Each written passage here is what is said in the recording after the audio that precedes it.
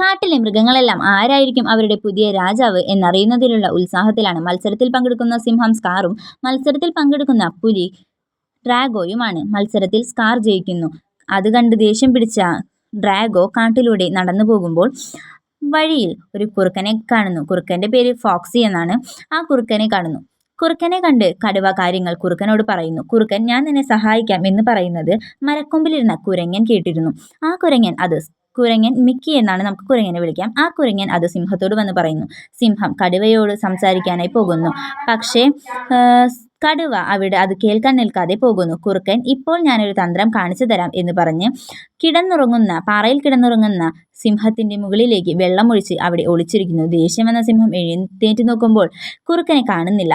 സിംഹം ഗർജിച്ചു. എന്നിട്ട് തിരികെ നടന്നു.